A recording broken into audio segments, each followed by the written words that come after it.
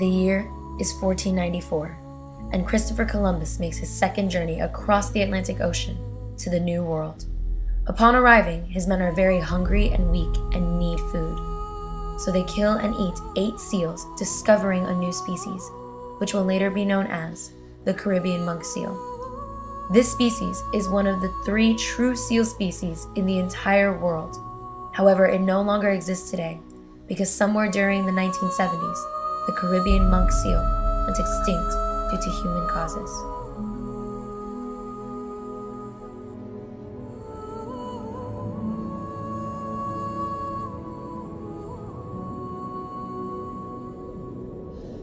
However, not all hope is lost.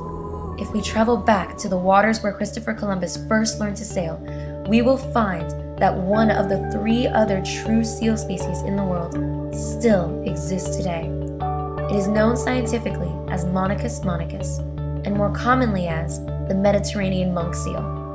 As pups, they have black fur, which will later molt into gray. They are playful, sweet, inquisitive, and gentle.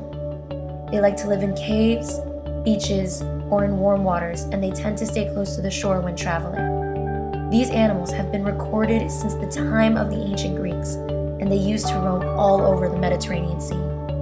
But today, their habitats have diminished greatly to just small pockets in comparison. They are threatened by loss of habitat and pollution caused by human activities. The reason pollution is such a problem is because these animals are incredibly sensitive to their environment.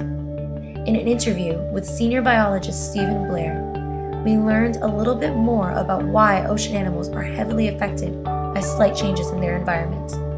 Marine mammals are very sensitive to changes in their environment and can have a very narrow tolerance for variations in the conditions within their habitat. Human activities and human-derived pollution affects mammals in many ways. There are 2 major natural areas impacts that occur with pollution. It can cause the loss of food resource, like seagrasses for manatees or fish for dolphins, or it can impact the water quality, making the area not favorable for the animals, and they will leave the area. Because of this, there are even impacts that we don't realize and we don't see affecting these poor animals. A significant impact that occurs when the changes from pollution do not result in such large changes as noted above, but rather slight changes that the animal tries to acclimate to. This may result in lower quantity or quality of food resources, which can affect their nutrition and which affects their overall health, and possibly making them more susceptible to disease and/or reduced reproductive capabilities. These are the sinister or hidden effects of pollution, as the effects of these types of pollution are sometimes not noticed or identified for many years or possibly generations.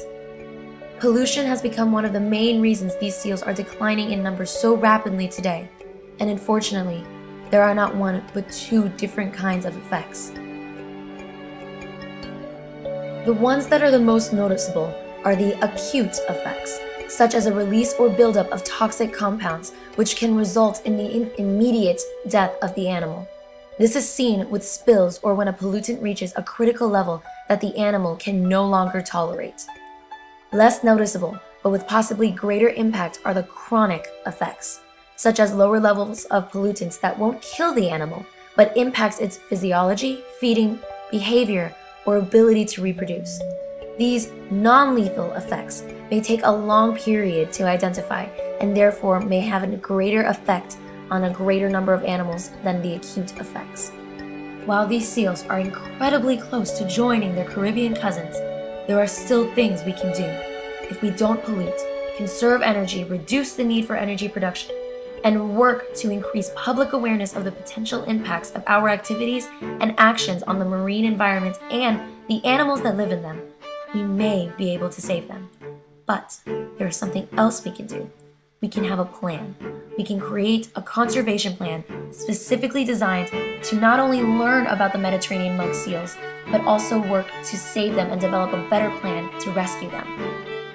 This conservation plan will likely have to be extended over a very long period of time in order to raise this animal's population number back to a healthy and stable rate and out of the critically endangered area. The first thing we will do will be to diminish the amount of boats that can come anywhere near the Mediterranean monk seal habitats. Then, regarding the caves and beaches where Mediterranean monk seals reside, we will turn them into preservations and limit the amount of humans that can come anywhere near them. Hopefully, this will reduce the amount of disturbance effects on the beaches and further reduce the amount of pollution hurting these seals. We will also decrease the amount of tourism that comes near the seal populations unless a very strict ecotourism plan is erected and carefully followed. Regarding the preservations themselves, we will set up high penalties and restrictions on these areas with extremely high costs for anybody that goes against these rules.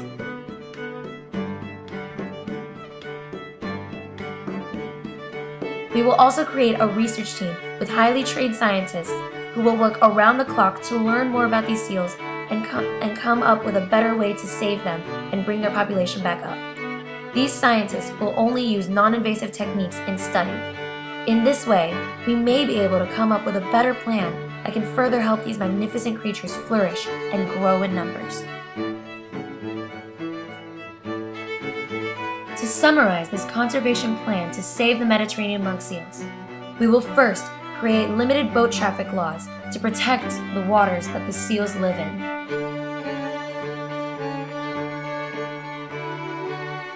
Second, we will set up massive penalties to keep anybody from entering the caves or preservations that these animals live upon, and hopefully reduce the amount of pollution hurting this species. We will also create research teams to come up with more information and learn about these animals, and hopefully find a better way to increase birth rates and reduce disease among this species. And most importantly, we will raise awareness of the plight of these innocent creatures.